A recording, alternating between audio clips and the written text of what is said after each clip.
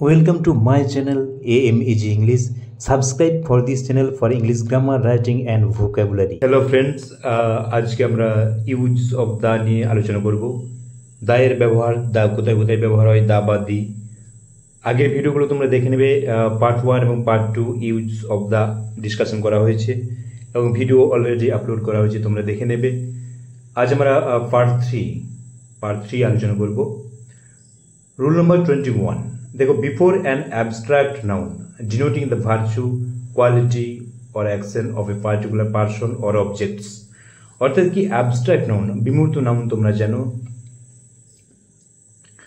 ডিনোটিং the virtue যেগুলো উৎকর্ষ, গুণ বা কোনো কাজ বোঝায়, of a particular person or object. সাধারণত অ্যাবস্ট্রাক্ট নাউনের আগে তোমরা জানো যে দা বসে না, কিন্তু যদি পার্টিকুলার পার্সন বা অবজেক্ট কোনো নির্দিষ্ট ব্যক্তি বা বস্তুর কোনো গুণ বা কোনো কাজ বোঝায় বা কোনো উৎকর্ষ বা মহত্ব বোঝায়, সেক্ষেত্রে আমরা কি করব, দা ব্যবহার করব। এক্সাম্পল দেখো, the wisdom of king Solomon is well known to all. King সলোমনের বুদ্ধি বা জ্ঞান, এখানে জ্ঞান is well known to all, সবার কাছে পরিচিত, মানে সবাই জানে। এখানে দেখো উইজডমটা কার, এটা abstract noun of king Solomon, নির্দিষ্ট করে বলে দেওয়া হচ্ছে একজন নির্দিষ্ট ব্যক্তি, অর্থাৎ এখানে কিং সলোমনে বলা হচ্ছে, এই জন্য দেখো দা বসেছে। নেক্সট দেখো, I respect the honesty of mister Sen. আমি মিস্টার সেনের সততাকে আমরা শ্রদ্ধা করি, আমি শ্রদ্ধা করি। এখানে অনেস্টি দেখো অ্যাবস্ট্রাক্ট নাউন, তার আগে দা বসেছি কেন না, অনেস্টিটা কার বলা হচ্ছে, মিস্টার সেন, নির্দিষ্ট করে বলে দেওয়া হচ্ছে। We all know the kindness of Vidyasagar. আমরা সবাই বিদ্যাসাগরের দয়ালু জানি, দয়া বা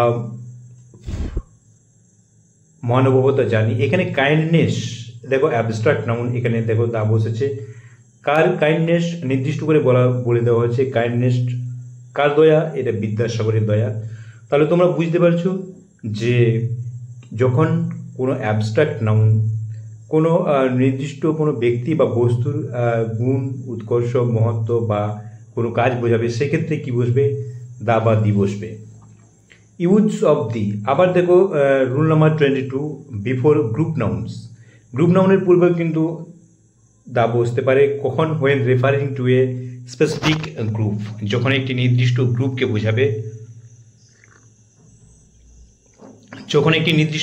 বোঝাবে, সেক্ষেত্রে কিন্তু দা ব্যবহৃত হতে পারে। যেমন দেখো, দ্য মিনিস্ট্রি, নির্দিষ্ট করে বোঝাচ্ছে। মিনিস্ট্রি মানে তোমরা জানো মন্ত্রণালয় বা মন্ত্রিসভা। দ্য মব, জনগণ, জনতা বা ভিড়। দ্য পেজেন্ট্রি, কৃষক সম্প্রদায়কে বোঝায়। দ্য টিম, এক দলকে বোঝাচ্ছে। দ্য পুলিশ, পুলিশদেরকে বোঝাচ্ছে। দ্য পাবলিক, জনগণ তোমরা জানো। দ্য মেজরিটি মানে অধিকাংশ।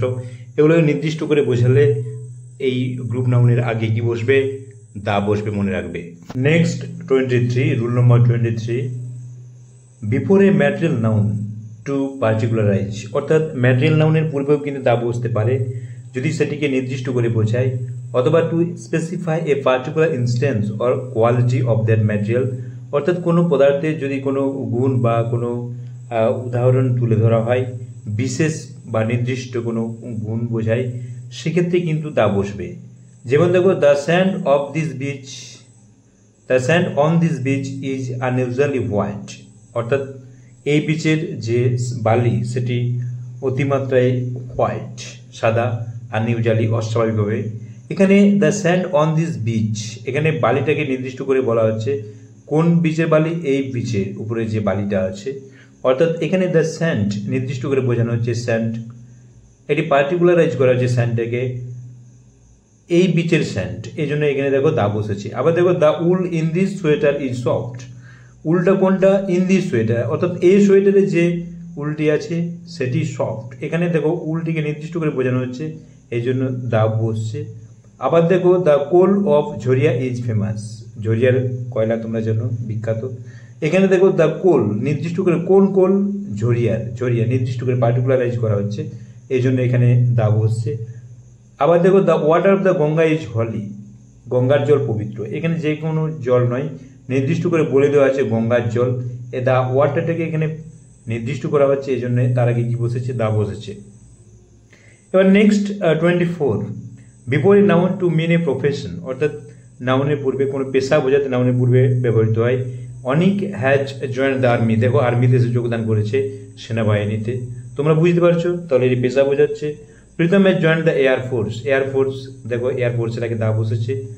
Profession Rajat will join the bar, এখানে বার মানে তোমরা জানো THE হবে, সরি, দ্য বার মানে তোমরা জানো ওকালতি। দ্য টিচিং, দ্য ডান্সিং, দেখো দ্য টিচিং, টিচিং একটা প্রফেশন জানো, দা বসেছে। দ্য ডান্সিং একটা প্রফেশন, দ্য সিঙ্গিং একটা প্রফেশন। এরকম পেশার আগে, প্রফেশনের আগে কি বসবে? দা বসবে। Rule number 2, the is often used before the names of musical instruments. এটা মনে রাখবে, মিউজিক্যাল ইনস্ট্রুমেন্টের আগে কিন্তু দা বসে।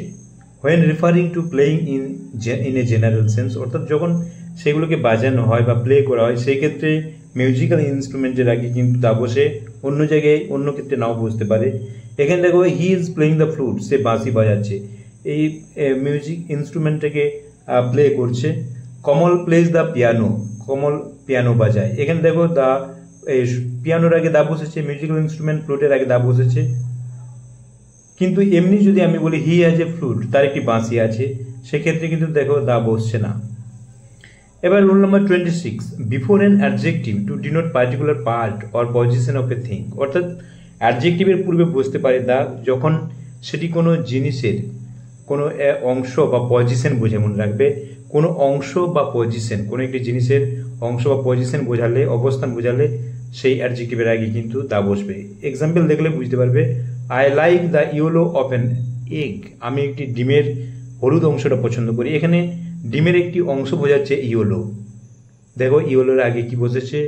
ইয়েলো অ্যাডজেক্টিভ, তার আগে দেখো দা বসেছে, কারণ ডিমের একটি অংশ, পার্ট বোঝাচ্ছে, হলুদ অংশটা বোঝাচ্ছে। I am in the front of the house, আমি বাড়ির সামনে আছি। এখানে বাড়ির একটা পার্ট বোঝাচ্ছে যে বাড়ির সামনে, দেখো ফ্রন্টের আগে দা বসেছে। The mirror of my car has been broken, দেখো আমার গাড়ির আয়নাটি ভেঙে গেছে। এখানে মাই কার, আমার গাড়ির মিরর, এটা পার্ট বোঝাচ্ছে, অংশ বোঝাচ্ছে। এই জন্য দেখো তার আগে কি বসেছে?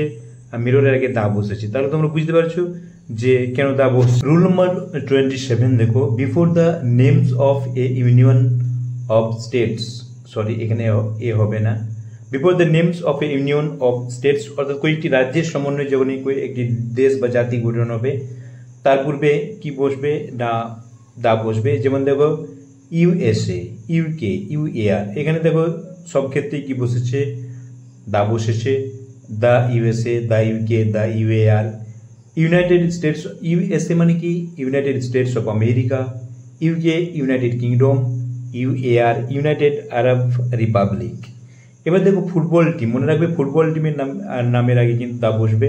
দ্য মোহনবাগান, মোহনবাগান এটা তোমরা জানো ফুটবল টিম, দেখো দা বসেছে। দ্য ইস্ট বেঙ্গল, ইস্ট বেঙ্গলের আগে দেখো দা বসেছে, তোমরা জানো football team. The Mohammedan sporting, দেখো দা বসেছে, মোহামেডান স্পোর্টিং এটি ফুটবল টিম। 23 দেখো 29 when comparative degree limited to 2 objects and then is not used, অর্থাৎ মনে রাখবে তোমরা জানো যে কম্পারেটিভ ডিগ্রির আগে কিন্তু দা বসে না, সুপারলেটিভ ডিগ্রির আগে দা বসে, কম্পারেটিভ ডিগ্রির আগে কিন্তু দা বসে না। কিন্তু ব্যতিক্রমে এখানে বসতে পারে কখন? যখন comparative degree is limited to 2 objects, অর্থাৎ দুটি অবজেক্টের মধ্যে যখন সীমাবদ্ধ হবে, এবং দেন ইজ নট ইউজড। তোমরা যেন কম্পারেটিভ ডিগ্রিতে তুলনা বোঝাতে দেন ব্যবহৃত হয়, কিন্তু যখন দেন আসবে না এবং শুধুমাত্র দুটি অবজেক্টের মধ্যে লিমিটেড থাকবে, সেই ক্ষেত্রে কিন্তু দা ব্যবহৃত হবে কম্পারেটিভ ডিগ্রির আগে। কিভাবে? এক্সাম্পলটা দেখলে আরও ক্লিয়ার হবে। Kavita is the stronger of the 2 girls, এখানে দেখুন কবিতাকে কার সঙ্গে তুলনা করা হচ্ছে? 2জন মেয়ের সাথে। দেখো 2 এর বেশি নয়, কিন্তু 2জনের মধ্যে সীমাবদ্ধ। Kavita is the stronger of the 2 girls, Kavita 2জন মেয়ের থেকে শক্তিশালী। এখানে দেখো স্ট্রঙ্গার কম্পারেটিভ ডিগ্রি কিন্তু দা বসেছে, কেন না 2জনের মধ্যে তুলনা হচ্ছে। এবং দেন দেখো দেনের পরিবর্তে এখানে অফ বসেছে, দেন বসেনি, এই জন্য এখানে কি হচ্ছে? কম্পারেটিভ ডিগ্রির আগে দা বসেছে। Purabi is the more beautiful of the 2, এবং পূরবী দেখো 2জনের মধ্যে সুন্দরী। এখানে মোর বিউটিফুল, মোর কম্পারেটিভ ডিগ্রির আগে কি বসেছে? দা বসেছে। এবং কাদের মধ্যে তুলনা হচ্ছে? অফ দ্য 2, 2জনের মধ্যে তুলনা হচ্ছে। Kamal is the younger of the 2 sons, Kamal দুজন পুত্রের মধ্যে ছোট। এখানে দেখো ইয়াঙ্গারের আগে দা বসেছে কম্পারেটিভ ডিগ্রি, কেননা এখানে দুজন পুত্র, টু সন্স, দুজন পুত্রের মধ্যে আলোচনা চলছে, তুলনা চলছে, দুজন পুত্রের মধ্যে তুলনা চলছে, এই জন্য এখানে ইয়াঙ্গার কম্পারেটিভ ডিগ্রির আগে কিন্তু দা বসেছে। Before the proper noun when compared, rule number 30 দেখো, রুল নম্বর 30 কি আছে? Before the proper noun when compared, proper নাউনের পূর্বেও কিন্তু দা বসতে পারে যখন প্রপার নাউনকে কারোর সাথে তুলনা করা হয়। যেমন এখানে দেখো Kolkata is the London of India, দেখো কলকাতাকে লন্ডনের সাথে তুলনা করা হচ্ছে, লন্ডন একটি প্রপার নাউন, কিন্তু দেখো লন্ডনের আগে দা বসেছে, কেন? এটিকে তুলনা করা হচ্ছে কলকাতার সঙ্গে।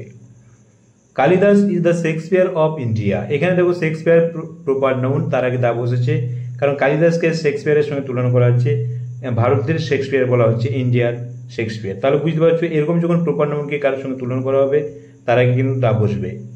আবার দেখো অ্যাবস্ট্রাক্ট নাউনের আগেও দা বসে, কখন?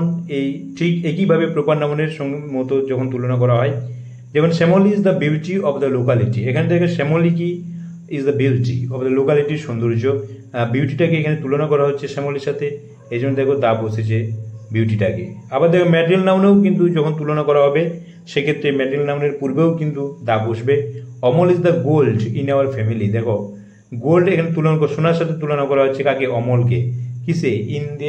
In is quality and value, এখানে দেখো অমল আমাদের পরিবারের সোনা, অর্থাৎ গোল্ডকে অমলের সাথে তুলনা করা হচ্ছে, এই জন্য গোল্ডের আগে ম্যাটেরিয়াল নাউন কি বসেছে? দা বসেছে। তাহলে তোমরা বুঝতে পারছো যে দা কোন কোন ক্ষেত্রে ইউজড হয়। তোমরা ভিডিওটি সম্পূর্ণ দেখবে এবং চ্যানেলটিকে অবশ্যই সাবস্ক্রাইব করে দেবে।